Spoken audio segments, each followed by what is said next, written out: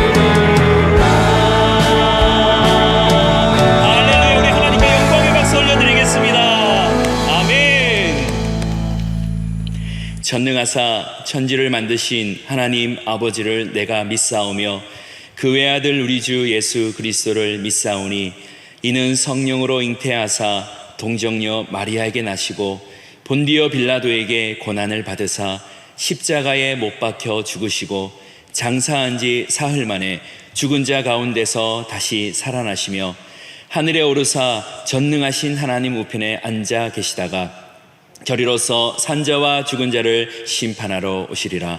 성령을 믿사오며 거룩한 공예와 성도가 서로 교통하는 것과 죄를 사하여 주시는 것과 몸이 다시 사는 것과 영원히 사는 것을 믿사옵나이다. 아멘.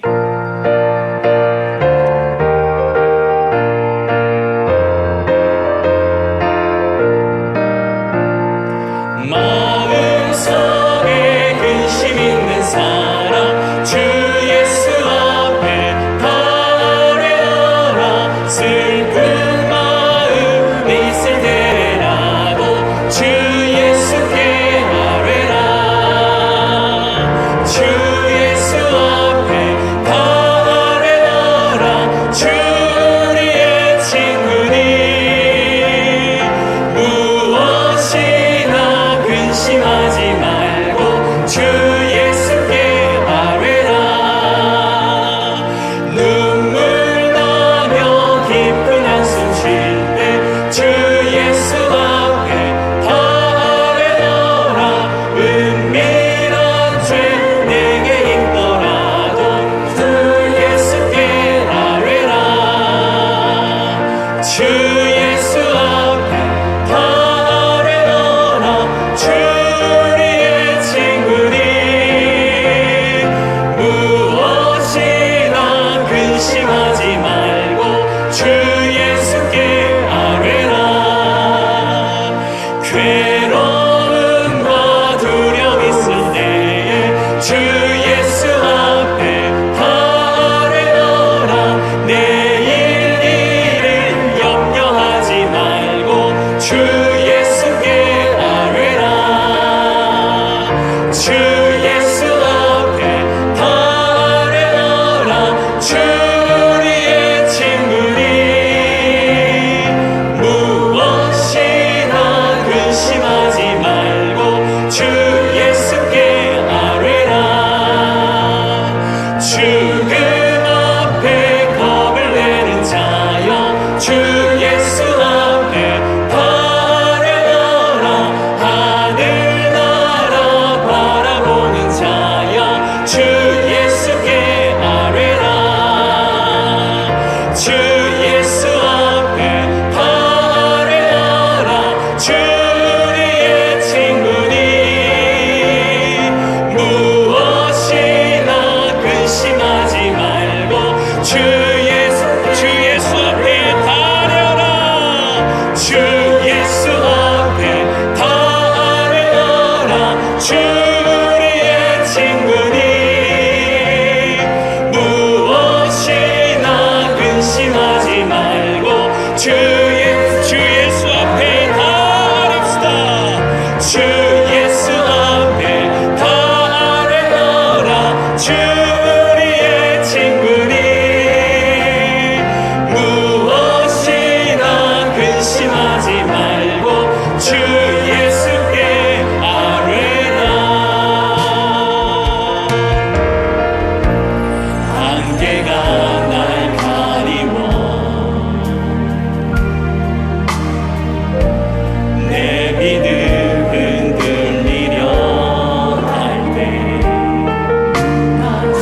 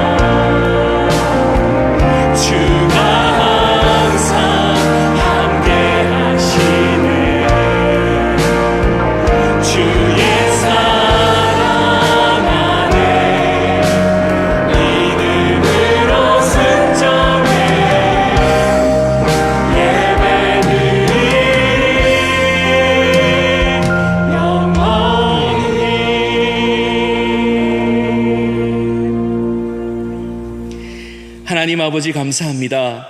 허물과 죄로 죽었던 우리를 살리시어 구원받아 하나님의 자녀 되게 하시니 감사합니다. 하나님을 대면하여 예배드리는 자로 불러주시니 감사합니다. 하나님의 은혜를 알고 찬양할 수 있음에 감사합니다. 살아계신 하나님께 기도할 수 있음에 감사합니다. 하나님 나라를 기업으로 받게 하시니 감사합니다. 세상이 아무리 어려워도 천국 소망 갖고 살게 하시니 감사합니다. 늘 승리하게 하시니 감사합니다. 오늘 하루도 심장이 뛰게 하시고 숨을 쉬면서 하나님 영광 위에 매 순간 살게 하시니 감사합니다. 복을 받을 뿐만 아니라 복을 전하는 자로 살게 하시니 감사합니다. 전도자로 살고 선교사로 살게 하시니 감사합니다. 생존이 아니라 사명자로 살게 하시니 감사합니다. 오늘 하루 마음껏 하나님의 이름을 높여 부르게 하시니 감사합니다. 가정에 함께 모여 예배하게 하시니 감사합니다. 혼자서라도 예배하고 하나님을 아버지로 모시고 예배드리게 하시니 감사합니다. 그리스도를 신랑 삼아 외롭지 않도록 우리와 동행하여 주시니 감사합니다. 모든 것에 감사하게 하시니 감사합니다. 그럼에도 불구하고 범사에 감사하게 하시니 감사합니다. 오늘의 예배가 감사로 가득한 예배 되게 하여 주셔서 우리 주님이 큰 영광 받는 시간으로 인도하여 주시옵소서. 하나님, 우리 대한민국을 주님 손에 맡겨드립니다. 때로는 힘들고 위기가 있어도 하나님이 대한민국의 아버지 되어주심은 변하지 않는 진리인 줄 믿습니다. 여호와를 자기 하나님으로 삼은 나라는 복되다고 하셨사오니 우리나라 여호와를 우리 하나님으로 삼은 복된 나라 되게 하여 주시옵소서. 정치, 경제, 사회, 문화, 외교, 교육 모든 영역에서 하나님이 주권자가 되어주시고 결국에는 승리하는 대한민국 되게 하여 주시옵소서. 마지막 때에 선교 한국으로 귀히 쓰임받는 제사장 나라 되게 하여 주시옵소서. 한국교회에 회심과 부흥이 있기를 원합니다. 구원의 방주 역할을 잘 감당하여 어둠 가운데 빛이 되는 축복의 통로가 되게 하여 주시옵소서.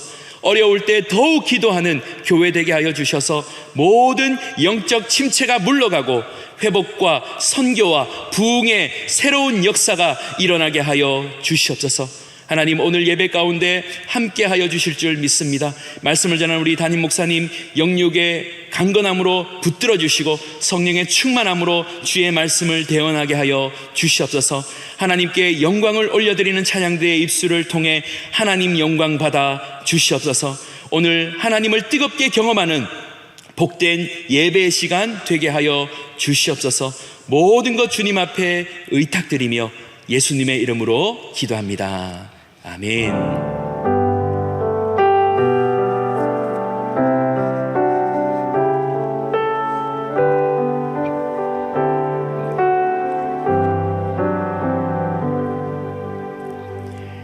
오늘 우리에게 주시는 말씀은 마가복음 3장 7절에서 12절 말씀입니다.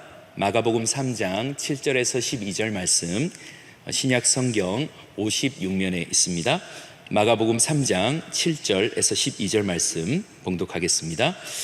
예수께서 제자들과 함께 바다로 물러가시니 갈릴리에서 큰 무리가 따르며 유대와 예루살렘과 이두메와 요단강 건너편과 또 두로와 시돈 근처에서 많은 무리가 그가 하신 큰 일을 듣고 나오는지라. 예수께서 무리가 애워싸 미는 것을 피하기 위하여 작은 배를 대기하도록 제자들에게 명하셨으니 이는 많은 사람을 고치셨으므로 병으로 고생하는 자들이 예수를 만지고자 하여 몰려왔음이더라. 더러운 귀신들도 어느 때든지 예수를 보면 그 앞에 엎드려 부르짖어 이르되 당신은 하나님의 아들이니이다 하니 예수께서 자기를 나타내지 말라고 많이 경고하시니라. 아멘.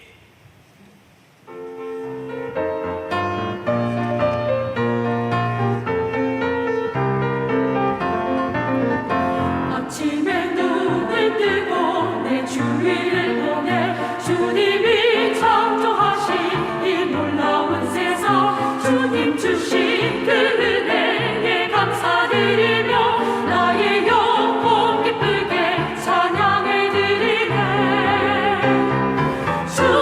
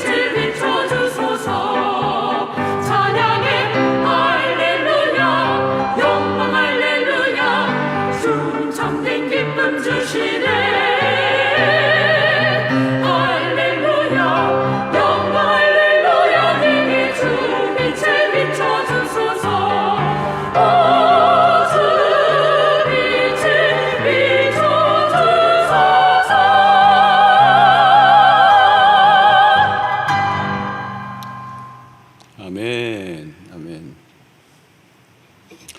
감사합니다. 우리 공예배 온라인으로 드려지는 것들 여러분이 기억하시고 또 많이 또 참여해 주시기 바랍니다.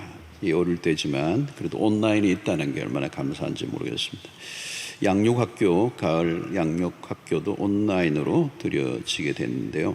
참 이런 일이 있을 줄 몰랐습니다. 온라인으로 접수하고요. 또 다 강의도 온라인으로 하게 되겠습니다. 우리 홈페이지 들어가셔서 링크를 하시고 다 할 수 있게 되어 있습니다. 어려울 때라도 온라인으로도 또 이렇게 공부할 수 있는 그런 열정이 있기를 바라고요. 매일 성경 9월 10호로가 발간이 되었는데 역시 카카오톡 택배, 전화 택배 주문, 또 서점 집정 방법, 구입 방법이 여러 가지가 있습니다. 여러분들이 해주시고 우리 교육자들이 배달도 합니다. 여러분들이 해서 배달비가 있나요? 없죠. 이렇게 구입하시고 어려울 때니까 매일 성경이 너무 중요합니다. 하나님 말씀으로 있는 자리에서 예배하고 말씀 묵상하고 기도할 수 있기를 바랍니다.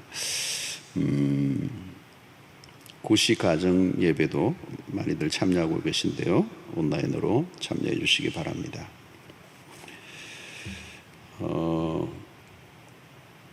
자, 우리 이 코로나가 계속 진행이 되고 있는 상황이고 또 전국 확산이 되고 있습니다. 지금 전문가들의 얘기는 코로나는 바이러스는 안 없으신데요. 오늘 어떤 분 얘기 들으니까 300년 간답니다. 그러니까 이 코로나가 없어지면 하는 게 아니고 코로나와 함께 살아가는 삶에 함께 살아가는 거죠. 그래서 아마 어떤 변화가 이제 필요한 때가 되었는데요. 어려운 때를 우리가 지나고 있는데 그럼에도 불구하고 여전히 또 감사하고 또 이 일을 통해서 하나님이 하실 일들이 있다고 기대하고요. 삶의 질이 많이 떨어졌는데 그래도 우리 서로 격려하고 또 사랑하고 어떤 분들은 이제 우울증이 심해진대요. 막 어디 나가지도 못하고 갇혀 있고 나가면 또 두렵고 불안하고 엘리베이터 타기 힘들고 우울증이거든요. 또 반대는 우울증은 좀 이렇게 안으로 들어가는 거고 하나는 이제 분노가 막 꽉 차가지고 터져버리는 거. 마스크 쓰라니까 막 두들겨 패고 막 이런 일들이 생기는데 위험하죠. 이런 어려운 때에 우리 사랑방 중심으로도 서로 격려해 주시고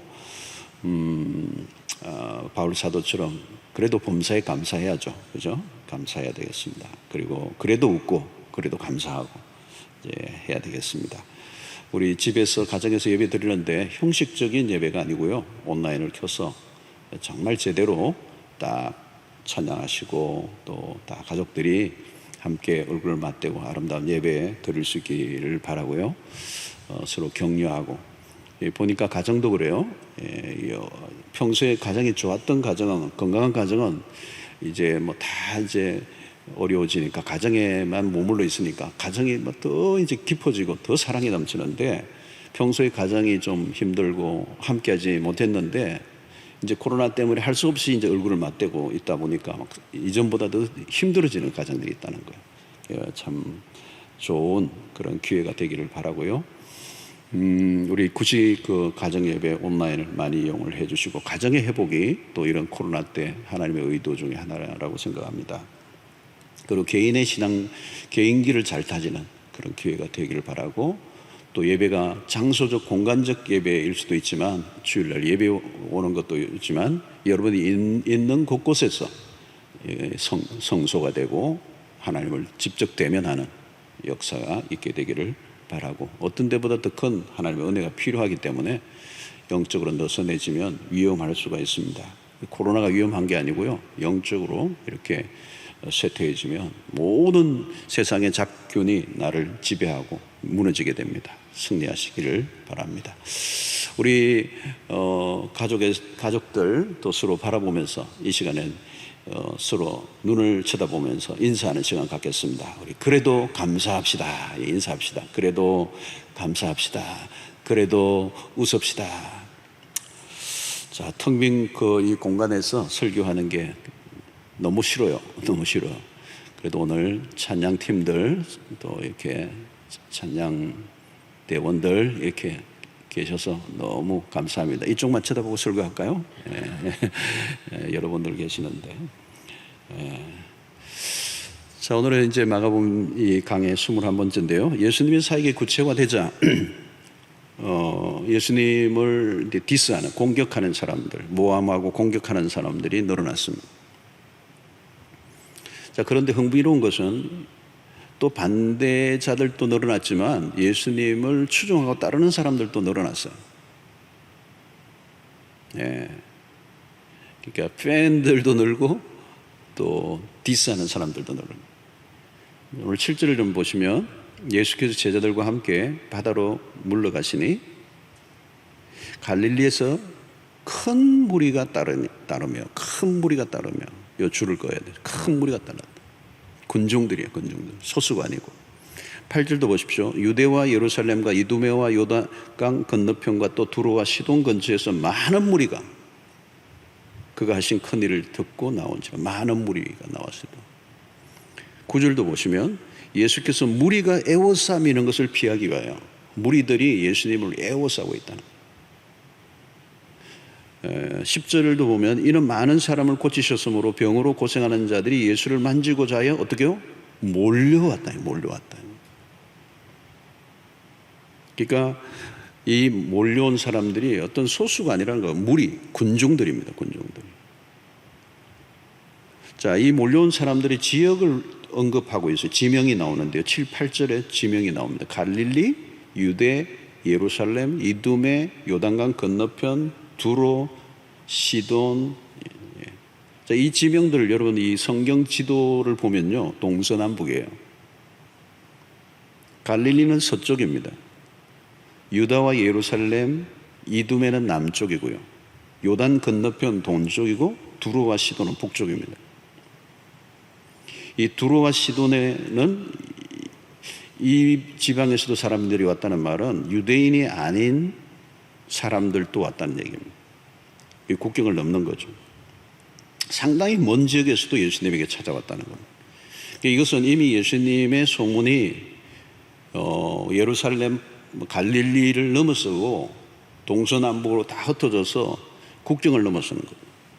요즘같이 이런 인터넷이 없는 시대인데 막 소문이 퍼지는 거예요. 근데 여러분 인터넷보다도 더 무서운 게 입소문입니다. 입소문. 자, 의료 시스템이 잘 갖춰지지 않았던 시대인데 예수님이 병을 고치고 또 귀신을 쫓아내는 이런 일들이 일어나니까 빠르게 소문이 퍼진 거죠. 자, 예수님이 가시는 곳곳마다 사람들이 몰려왔다는 거예요. 많은 사람들, 많은 무리들이. 자, 여러분 여기에서 이제 우리가 설교의 초점은 뭐냐면 예수님이 사람을 모으려고 하신 게 아니에요. 그냥 몰려든 것입니다. 그래서 오늘 저희 설교 제목이 모이는 것과 모으는 것의 차이예요. 예. 모이는 것인가 아니면 모으는 것인가 이게 달라요. 모으는 것은 인위적인 요소가 들어가고 비자발적인 어떤 모으는 주체가 분명하게 있는 거죠. 그런데 모이는 것은 자발적이에요. 그러니까 지금 예수님은 모으는 게 아니고 모이게 된 거죠, 사람들이. 예. 여러분 세상에서 우리가 주로 목격하는 것은 뭐냐면 모이는 게 아니고 모으는 거예요. 그래서 어디 사람이 많이 모여드는 곳에는 뭔가 인위적인 요소가 있는 겁니다. 그게 마케팅이 있는 거고 무슨 에너지가 들어간 것이. 지금 예수님은 전혀 그러지 않았어요. 막 모이는 거죠. 세상에 두 종류의 리더십이 있습니다. 하나는 사람들이 저절로 따르는 것이고 또 하나는 자기가 사람을 끌어모으는 것입니다. 이제 압살롬과 다윗의 리더십의 좋은 예입니다. 다윗에게는 항상 사람들이 모여들었어요. 신기한 것은 그가 도망을 다녔는데도 사람들이 따라다녀요. 자기가 힘이 있거나 무슨 혜택을 줄 수 있는 위치에 있지 않은데도 불구하고 아둘람 굴에 숨어 있을 때도 사람들이 찾아왔어요. 그 기간이 상당한 기간이 됩니다. 쫓겨다니던 기간이 다윗에게는 굉장히 긴 세월인데 그 긴 세월 동안에도 사람들이 계속 모이는 거예요. 자, 그런데 아들 압살롬은 달랐습니다. 그런 사람들을 끌어모으려고 했죠. 왜냐하면 아버지에게 반역하기 위해서 사람이 필요한 거예요. 그리고 민심을 움직이는, 자기에게로 민심이 돌아오게 하고 수단과 방법을 이제 막 동원한 것입니다.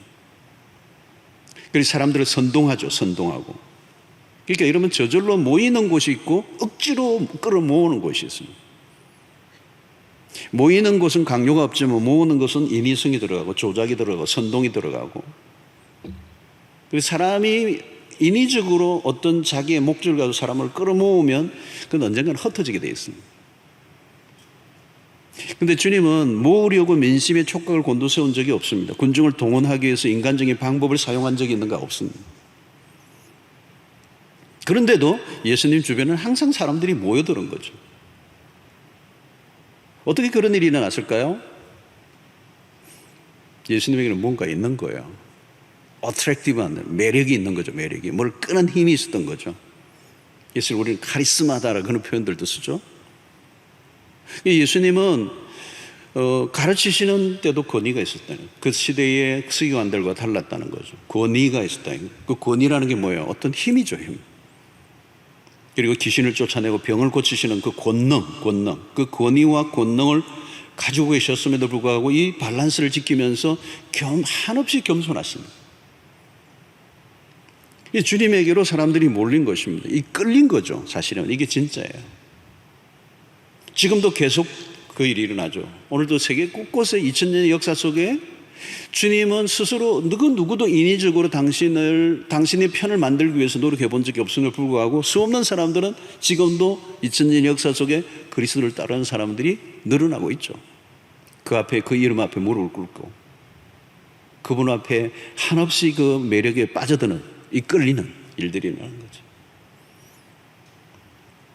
여러분, 사람들이 이 예수님에게로 이렇게 모여올 때 주님은 어떤 태도를 보이셨습니까? 흥미로운 건 7절 보십시오. 예수님이 제자들과 함께 바다로 어떻게 해요? 물러가시니. 9절에도 보면 예수께서 무리가 애워서 믿는 것을 어떻게 해요? 피하기 위하여 작은 배를 대기하도록 제자들에게 명하셨다. 주님은 사람들이 몰려올 때 물러나셨다는 거예요. 왜 물러나셨을까요? 몰려오는 군중들의 마음을 사실 모으면 힘을 만들 수가 있죠. 사실 인간적으로 보면 예수님을 박해하고 있는 반대하는 세력들에게 뭔가 저항을 하고 뭔가 겁을 주려고 하면 사람들이 모여 있으면 위협이 될 수 있죠. 그런데 주님은 전혀 다른 길을 선택하셨어요. 오히려 주님이 피하신다는 거죠. 이 몰려온 군중들이 무엇을 원하는지 주님은 알고 계셨기 때문에 그렇습니다. 10절과 11절 보십시오. 이는 많은 사람을 고치셨으므로 병으로 고생하는 자들이 예수를 만지고자 하여 몰려왔습니다. 더러운 귀신들도 어느 때든지 예수를 보면 그 앞에 엎드려 부르짖어 이르되 당신은 하나님의 아들이라 하니, 이게 자신들의 병이 낫기 위하여 귀신 들린 자들이 나음을 얻기 위하여 주님에게 나오셨어요.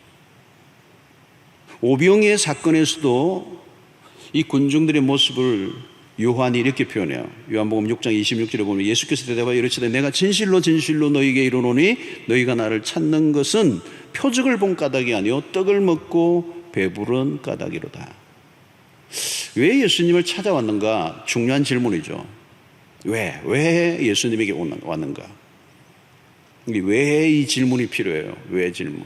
이 왜라는 이 질문이 언제나 필요해요, 여러분. 요즘 no how가 아니고 no why.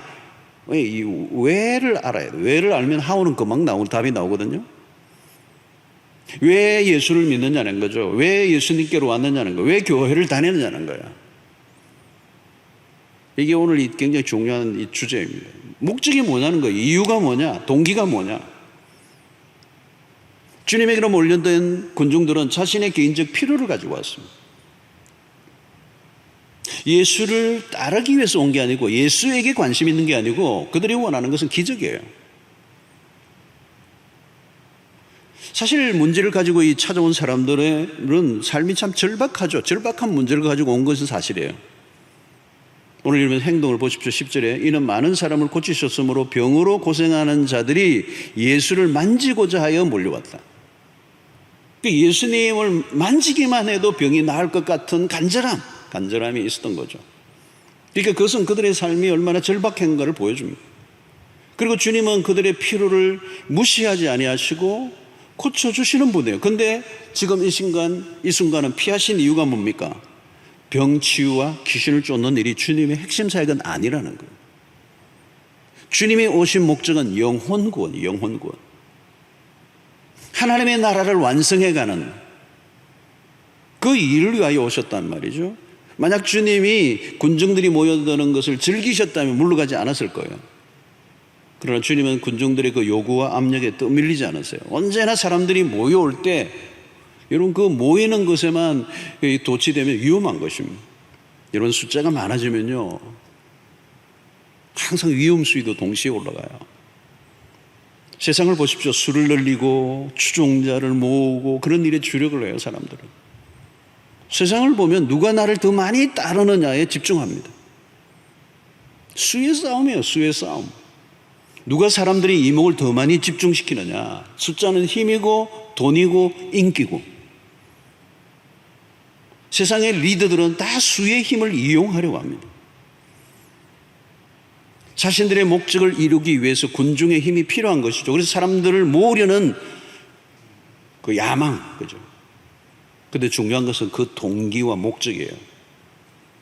겉으로는 멋진 얘기를 막 하지만 속마음은 감춰져 있는 거 아무도 모르는 거예요, 여러분.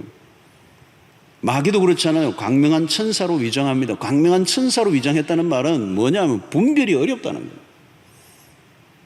진짜인지 가짜인지 구별이 안 돼요.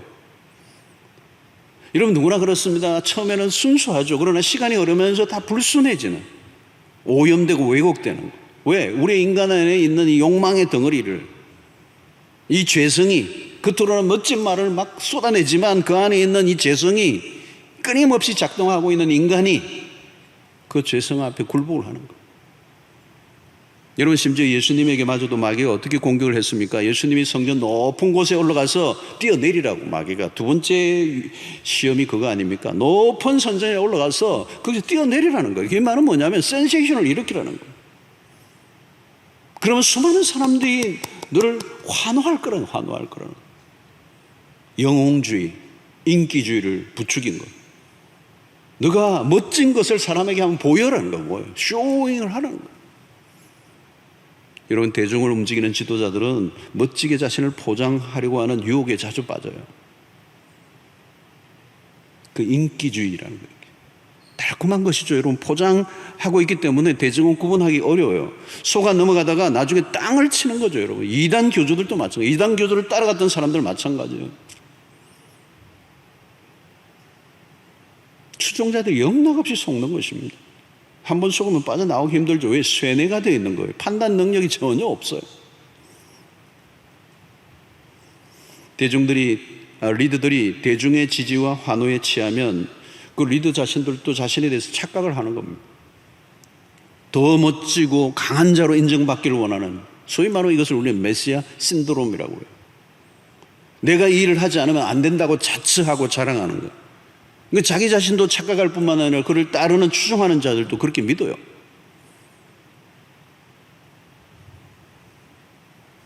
당신만이 우리의 문제를 풀어줄 유일한 구세주가 되어야 된다고 주문을 하는 거죠. 여러분 언제나 사람들이 많이 모일 때 조심해야 합니다. 교회도 마찬가지죠. 여러분 이런 큰 교회, 대형 교회 목사도 늘 위험한 경계선에 있는 겁니다. 언제나 유혹이 있어요. 여러분 설교자도 이 설교자들이 빠지기 쉬운 유혹이 있어요. 성경이 말씀하려고 하는 뜻을 전달하기보다 자신이 하고 싶은 이야기를 청동에게 설득하려고 할 때 잘못하면 그 설교는 선동으로 바뀌어요. 그것이 교회 성장주의와 맞떨어지면 이 강단이 오염되면 위험하죠. 설교자는 자기 자신의 의도보다 하나님의 의도에 집중하는 거예요. 거짓 선지자들은 하나님의 뜻보다 거짓된 메시지로 사람들의 마음을 사고 지지를 받으려고 하는 거예요. 이 목적은 자기 자신이 있는 거죠. 자기의 소리를 철저히 죽여야 하나님의 말씀을 온전히 전할 수가 있는 것이죠. 이것이 얼마나 어려운 일인지 모릅니다. 자기 가시를 하려고 하는 유혹과 싸우고 또 싸워야 합니다. 그래서 여러분, 이 강단에 설교하는 목사도 끊임없이 매 순간 설교를 하지만 싸우는 자리에 싸우는 자리. 환호하고 박수를 쳐주는 사람들이 많으면 대개는 정신을 잃어버려요. 여러분, 그런 경험 해본 적 있습니까? 막 수 없는 사람들이 막 환호하고 박수를 치고 그냥 소리를 지르고 막 손수건 흔들고 막 오빠 그러고, 그럼요, 거의 가요가 가버려요. 흥분하는 거예요. 그 순간 착각하는 겁니다. 교만해지고요, 오버하기 쉽고요, 헛소리 막 하고요. 지지자들의 환호는요, 마약과 같아요. 못 끊어요. 그 지지와 박수와 환호는 인간의 은밀한 욕망을 건드리는 거거든요. 인간의 욕망은 끝이 없어요. 더 많은 사람을 끌어모으고 더 많은 사람으로부터 환호를 받고 싶어 하고, 그래서 더 자극적인 단어를 사용하고 대중의 마음을 얻으려고 하고. 여러분, 대중의 눈길을 사로잡는다는 것은 매력적인 거예요. 요즘 여러분 인스타그램이라든가 인터넷을 통하여 페이스북 이런 걸 하는데, 또 유튜브나 조회수를 높이고 막 사람들이 얼마나 나의 것을 봐줄 것인가. 요즘은 1인 개인 방송도 하면서 수 없는 사람이 조회수를 올리면서 자기가 인기를 얻고 그것이 돈이 되고, 마케팅을 하고 더 많은 사람들의 마음을 사로잡으려고 하고 팬을 만들고, 그게 심해지면 팬덤이 되고, 대중은 막 그냥 끌려다니는 거예요. 대중이 자신을 따르도록 이미 마케팅을 한 거예요. 미디어를 동원하고 각종 기법을 사용하고 조작이 들어가고 과장을 하고 부풀리고, 그 안에 거짓과 사기가 판을 치는 거예요. 요즘은 진짜 우리 어려운 시대를 살고 있어요, 여러분.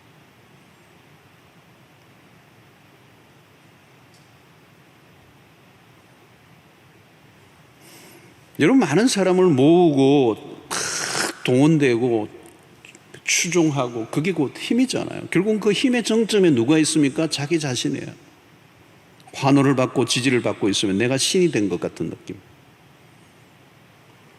그래서 따르는 사람이 많을수록 죄성은 춤을 추는 겁니다. 더 멋지게 보이려고 하고 더 자극적이고 더 선동적인 언어를 사용하고, 자신이 얼마나 대단한 사람인가를 증명해 보이려고 하는 유혹에 빠지는 거예요.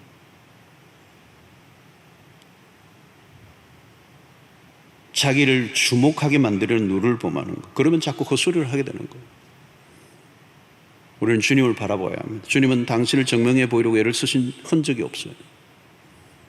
더 많은 지지를 얻으려고 혹은 인기를 붙들어 매려고 노력하신 적이 없어요. 예수 그리스도는 팬을 생각해 본 적이 없어요. 그런 것과 거리가 멀어요. 많은 지도자들이 겉으로는 근사해 보이는 일을 하지만 내면의 욕심의 정욕을 다루는 일에 실패할 때가 많아요. 그래서 대중에 노출된 사람들은 늘 조심해야 되는 거죠. 무대에 선다는 게 얼마나 두려운 일인지, 자기가 하나님이 되려고 하는 유혹과 싸워야 되는, 치열한 싸움을 해야 되는 거예요. 여러분, 세례요한은 자기의 그 사람들이 몰려들 때 그것이 얼마나 무서운 일인가를 알았어요. 그래서 그는 분명하고 단호했죠. 요한복음 3장 30절에 유명한 말을 하잖아요. 그는 흥하여야 하겠고 나는 쇠하여야 하리라 하니, 예수 그리스도는 흥하여야 하겠고 나는 쇠하여야 하리라. 그런 덜러리라는 걸 알았어. 자신이 덜러리라는, 자기가 신랑이 아니라는 거예요. 어느 순간 세례 요한이 감옥에 갇혀 있는데 자기를 따르던 제자들이 예수를 따른다는 소문을 감옥 안에서 듣게 될 때 일순간 마음이 흔들렸을 거예요. 인간이기 때문에. 그러나 그는 철저히 자기를 부정합니다. 여러분, 끊임없이 자기를 부정하지 않으면 쇼맨십을 하게 돼요. 쇼. 여러분, 자기 부정한다는 거 어려운 겁니다. 나를 바라보던 시선이 다른 사람에게로 향할 때 쉬운 일일까요, 여러분? 자기가 부정되는 것을 견딜 수 있는 사람은 많지 않아요. 우리는 주님에게서 숨는 법을 배웁니다. 사람들이 모여들 때 숨으셨습니다. 주님은 숨는 법을 이미 터득하신 분이에요. 힘을 쓰기보다 빼는 법에 익숙하셨어요. 여러분 잘 알고 있는 것처럼 힘을 쓰는 것은, 힘을 주는 건 쉬워요. 그러나 힘을 빼는 건 어렵습니다. 무엇보다도 힘을 가지고 있는데 힘을 빼는 거 어렵습니다. 깊은 영성을 가지고 있지 않으면 불가능한 일이에요. 주님에게서 배워야 하는 것은 힘을 빼는 모습이에요. 돈을 강하게 가지고 있는데 힘을 주지 않는 거 쉽지 않습니다, 여러분. 돈 조금만 생겨도요, 힘 빡 줘요. 권력을 가지고 있는데 휘두르지 않는 거 어려운 일입니다. 인기를 가지고 있는데 티 안 내는 거 어려운 일이에요. 힘을 가지고 있으면 자랑하고 싶고요, 쓰고 싶고요, 얼마나 기고만장한지 몰라요. 아나무인이 되고요, 강자의 논리 빠지고요, 있는 대로 힘을 다 줘요. 주님은 당신에게로 사람이 모여들수록 힘을 빼셨습니다. 물러나셨습니다. 넘볼 수 없는 깊은 영성이죠. 주님은 당신이 가진 힘으로 사람들을 이용하려고 하지 않으셨습니다. 이용하시려고 하셨다면 얼마든지 이용할 수 있죠. 군중들은요, 예수님을 정치적인 메시아로, 경제적인 메시아가 되어줄 것을 막 요구해요. 당시 시대적 상황이 너무도 힘들었기 때문에 백성들은 그리스도가 나타나자, 와, 메시아가 나타났다. 로마로부터 정치적으로 해방해 줄, 그리고 이 배고픈 이 빵의 문제를 해결해 줄 경제적인 메시아로 그리스도를 보았던 거죠. 그래서 요한복음 6장 15절에 뭐라고 얘기하면, 그러므로 예수께서 그들이 와서 자기를 억지로 붙들어 임금으로 삼으려는 줄 아시고 다시 혼자 산으로 떠나가십니다. 주님이 군중을 피하신 이유는 분명해요. 군중들의 내면의 동기를 들여다보고 계셨기 때문에. 잘못된 목적을 가지고 주님을 따르는 것은 매우 위험하다는 걸 주님이 아셨어요. 잘못된 동기를 가지고 따르는 사람들, 지금은 따르지만 어떻게 변할지 몰라요. 그들의 이기적인 목적이 달라지면 예수를 언제든지 죽일 수도 있는 사람들이에요. 지금은 필요에 의해서 예수를 따르지만 그 필요가 채워지지 않으면 예수를 버릴 수도 있는 사람들.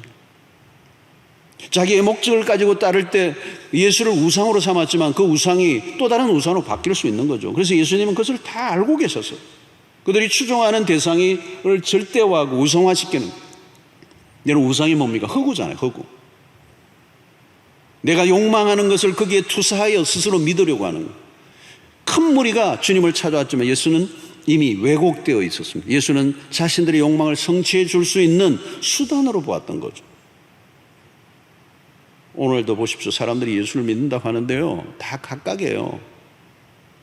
진짜 성경이 말씀하는 예수인가? 내가 믿는 예수는 누구인가? 남미에 가보면 남미에 예수가 따로 있어요. 미국에 가면 미국의 예수가 따로 있고요. 흑인들 만나보면 흑인의 예수가 따로 있어. 여자분들 만나면 여성 해방운동하는 사람, 여성 해방운동하는 사람의 예수가 따로 있어. 많은 사람들은 성경이 말씀하는 예수가 아니라 자기가 원하는 예수를 만들려고 하는 거예요. 예수를 내 편이라고 굳게 믿고 싶은 거죠. 그래서 성경을 가지고 오는 거예요. 자기에게 유리하도록. 여러분, 나의 필요를 위해 예수를 찾으면 언젠가는 그 예수와 충돌을 일으킵니다. 내 생각대로 뜻대로 움직여주지 않는 예수를 찾고 있다면 언젠가는 그 예수와 결별을 해야 돼요. 여러분, 대중은 언제든지 변심을 합니다. 대중의 요구는 늘 변합니다. 군중들은 얼굴이 없어요. 군중은 얼굴이 없잖아요. 다양한 요구를 하고요. 그 안에는 각 개인의 이기심이 다 포함되어 있어요. 그 군중을 따라가면 어디로 갈지 알 수 없어요. 주님은 그걸 알고 계신 거예요. 주님을 따르던 군중들은 나중에 예수를 십자가에 못 박으라 소리를 치는 군중으로 바뀌었잖아요. 잘못된 동기로 누군가를 따르는 사람들은 위험한 거예요. 얼마나 열심히 따르느냐가 중요한 게 아니에요. 중요한 것은 동기입니다. 동기. 그래서 주님은 그들의 숫자에 그 따르는 사람들에게 흥분하지 않았어요. 그들의 동기를 간파하고 계셨던 거죠. 주님은 당신의 중심을 지키고 당신의 길을 걸어가셨습니다. 그 중심이 뭘까요? 오직 하나님의 뜻입니다. 그 뜻은 무엇이죠? 잃어버린 자를 구원하시려고 하는 거예요. 주님은 그 일을 위해 십자가의 길을 걸어가셨어요. 주님은 살기 위해서 오신 분이 아니라 죽기 위해서. 당신이 오신 목적이 무엇인지를 분명히 알고 계셨던 거죠. 그래서 마가는 마가복음의 핵심적인 구절을 10장 45절에서 우리에게 뚜렷하게 가르쳐주고 있어요. 인자가 온 것은 분명하잖아요, 여러분. 인자가 온 것은 섬김을 받으려 함이 아니라 대중을 이용하고 숫자를 이용하고 힘을 만들어서 내가 섬김을 받으려 하는 것이 아니라, 여러분, 세상의 모든 리더십은 굴림의 리더십. 그러나 나는 도리어 섬기려 하고 자기 목숨을 많은 사람의 대속물로 주려 합니다. 주님은 군중을 이용하시려고 하는 의도가 전혀 없어요. 주님은 섬기러 오셨어요. 주님은 계속 물러나시는 거죠. 자기를 잘못된 방식으로 우상화하는 그 그룹으로 또 물러나죠.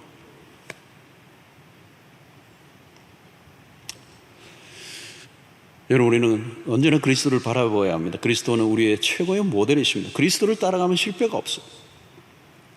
우리는 그리스도보다 더 탁월한 모델은 우리는 발견한 적이 없어요. 오늘 리더의 자리에 있다면, 누군가 사람들을 이끌고 있다면 사람들을 모으려고 하지 말고 내가 그리스도를 온전히 따르는 자로 살아가면 되는 거죠.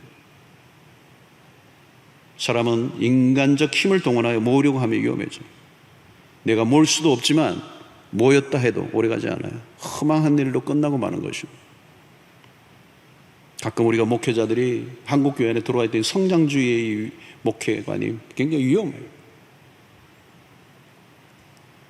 목회자의 마음이 이 성장주의에 사로잡혀 있으면 마음이 쫓기게 돼 있어요. 저도 요즘에 이 코로나로 교회 문이 닫고 목회의 모든 영역이 스탑이 되어 있는 상황 속에서 한국교회의 미래, 그리고 우리의 교회의 미래, 작은 교회들의 미래를 걱정하면서, 야, 이게 아무것도 할 수 없는 이런 상황 속에서 이 교회가 어떻게 되는지, 어떤 때는 마음이 막 조급해지고요, 자칫하면 우울해지기도 하고요. 여러분, 목회자의 마음이 수의 논리에 빠지면 기술이 들어가요. 기술이, 테크닉이 들어가요. 경영이 들어가요. 목회자가 대단한 능력이 있는 것처럼 자기의 능력을 과시하려고 하는, 주변의 시선의 압력에 시달려 교회를 더 크게 키우려고 하는 욕망을 잠재우지 않으면 설교에서도 변질이 일어나요. 교회를 성장시키려고 하면 인간적인 방법과 수단을 동원하려는 유혹을 이겨내야 합니다. 사람들의 마음을 내 힘으로 움직이려고 하는, 선동하려고 하는, 그렇게 하면 본질적인 것보다 일시적인 것들로 교인들을 만족시키는 일에 급급하게 되고, 하나님이 모이게 하시는 게 아니라 내가 모으려고 하는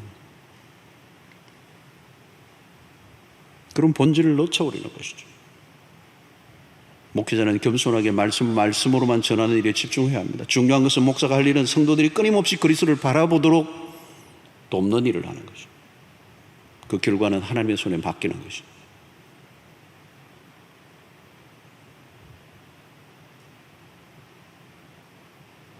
오늘 12절의 마지막 부분에 예수께서 자기를 나타내지 말라고 많이 경고하시니라. 여러분, 여기 경고라는 단어, 그리고 앞에 많이라는 단어를 했어요. 여기는 시리어스하게 예수님이 아주 강한 톤으로 겉면이 아니라는 거예요. 왜냐하면 이것은 매우 중요한 문제이기 때문에. 왜 그러셨을까? 두 가지 크게. 하나는 적대적인 환경들 때문에. 아직 주님이 하실 일이 남아있는 때에 너무 많은 노출은 위험할 수 있기 때문에. 아직 때가 아니라는 거죠. 주님의 급박한 부상은 당시 종교 지도자들이나 권력자들에게는 반가운 일이 아니에요. 주님은 때를 따라 움직이셨습니다. 중요한 일이죠. 여러분, 아무리 중요한 일이라도, 해야 될 일이라도 때가 중요합니다. 지금 이때인가? 아니면 기다려야 하는? 우리 주님은 때에 민감하셨습니다. 성급한 열심은 하나님의 일을 거르칠 수가 있어요. 또 하나는 당신을 나타내지 말라고 경고하신 것에는 숨겨진 의도가 있습니다. 그리스도에 대한 소문이 급속하게 퍼지고 사람들이 한꺼번에 모여들 때 군중들은 그리스도가 누구이신지 모를 가능성이 높아요.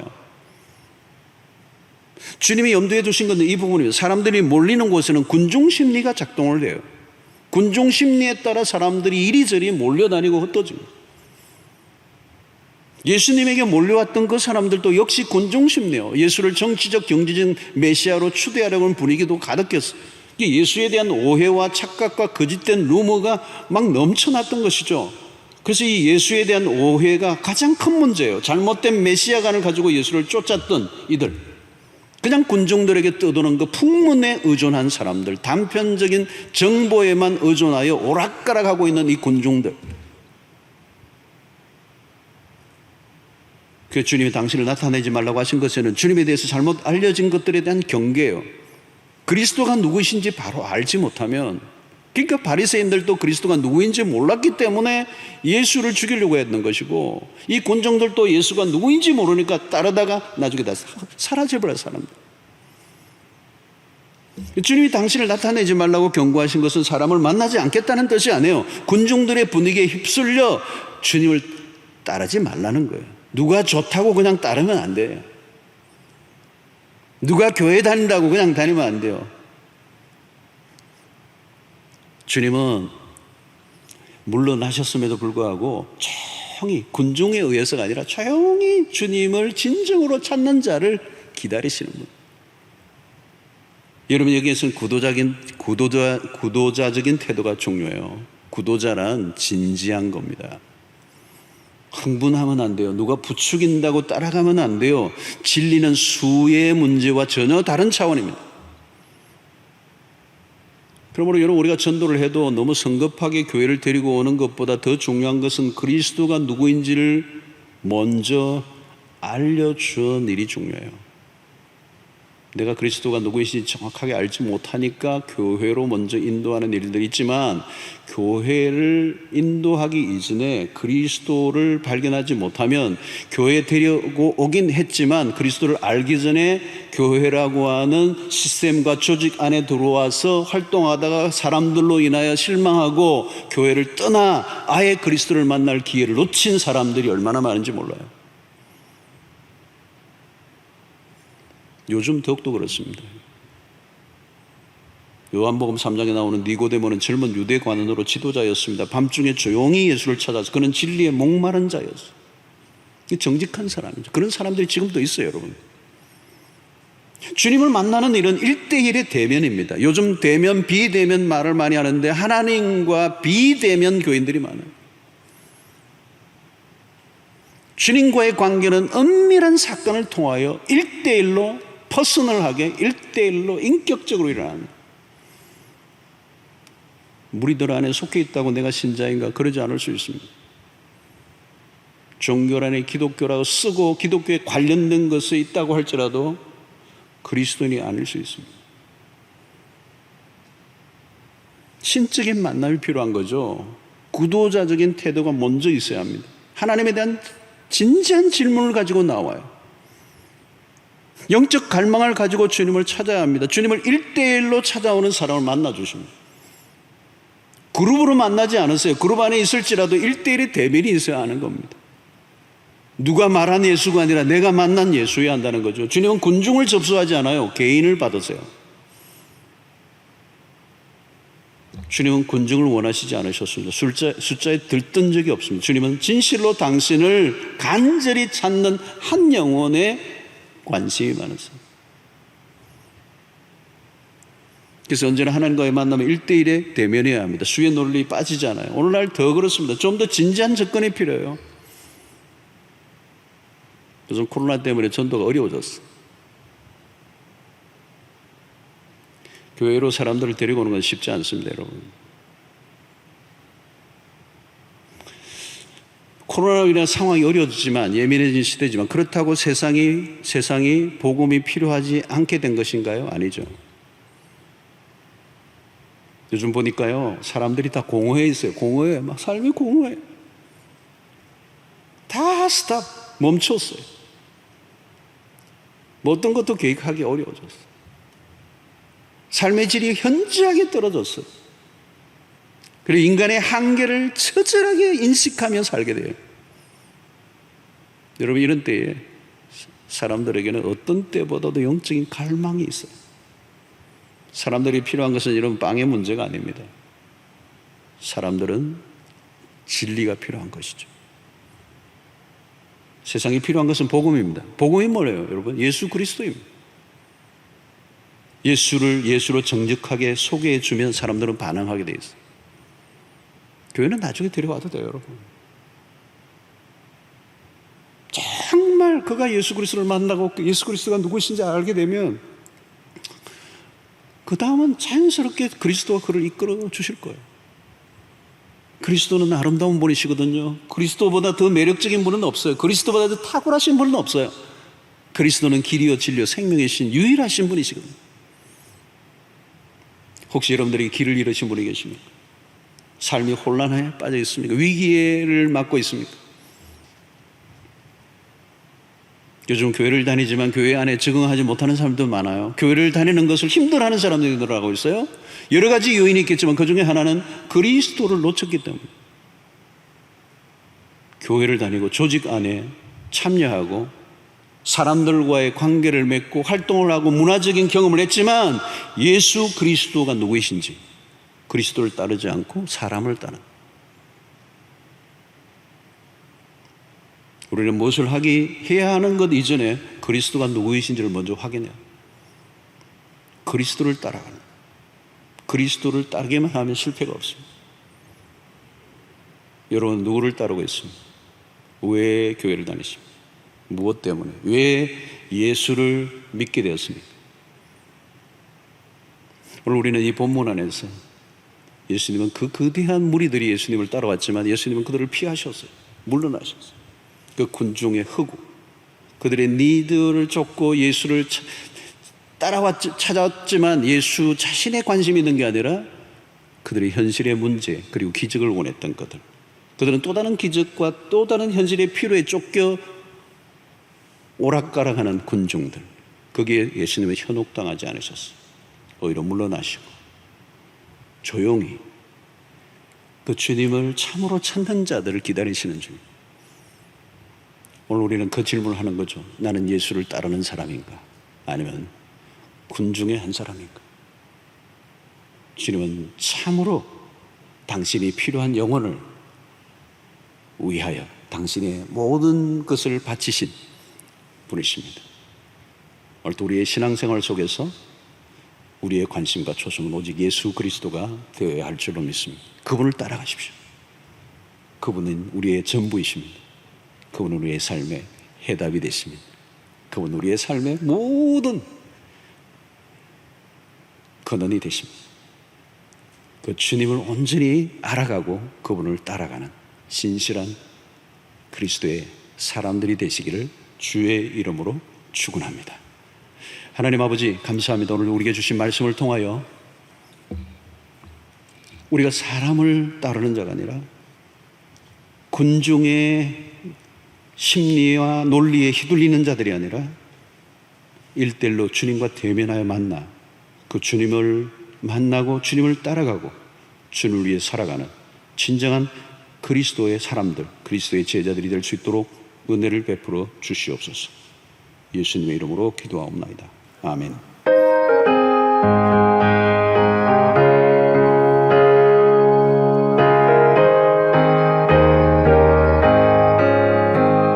슬픈 마음 있는 사람 예수 이름 믿으며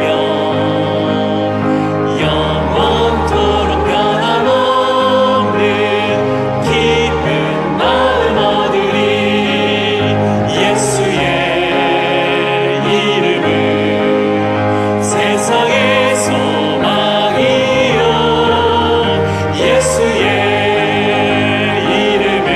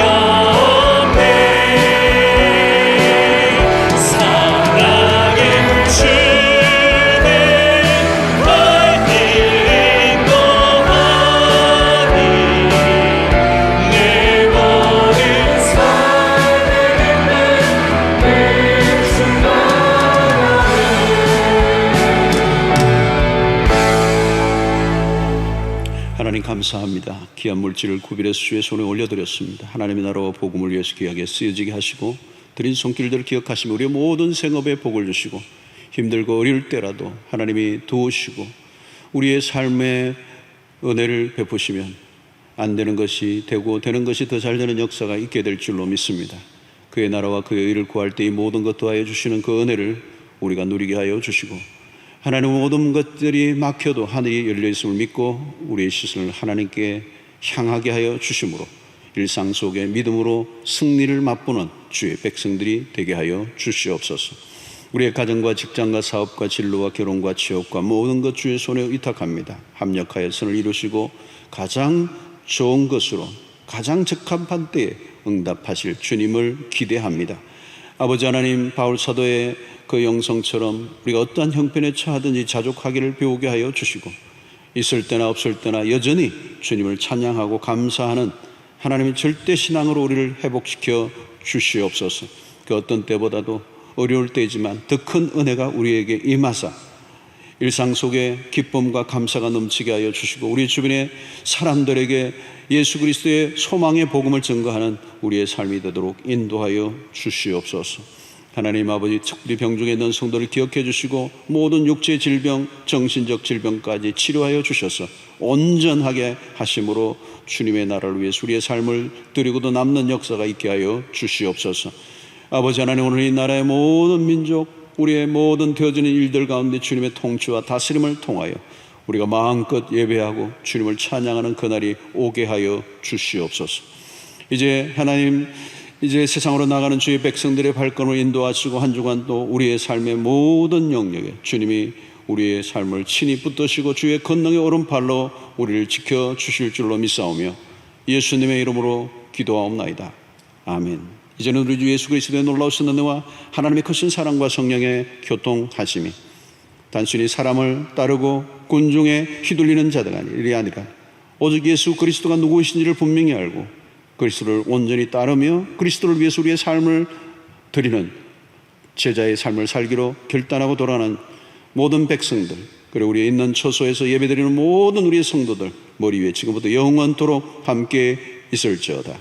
아멘.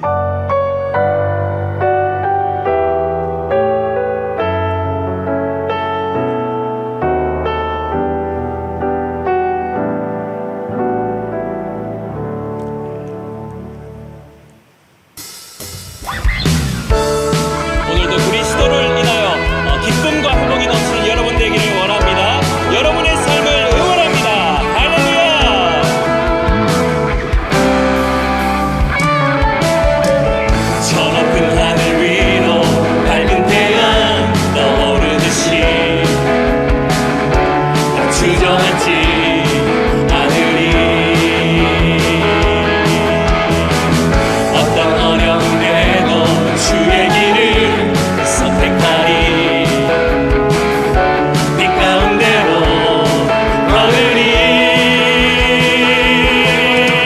주님을 크게 보는 믿음 가지고 세상에 나타내리라. 놀라운 주의 사랑을 주의 꿈을 안고 일어나리라. 선한 능력으로 일어나리라.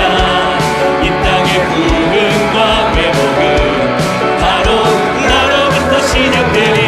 주의 꿈을 안고 일어나리라. 선한 능력으로 일어나리라.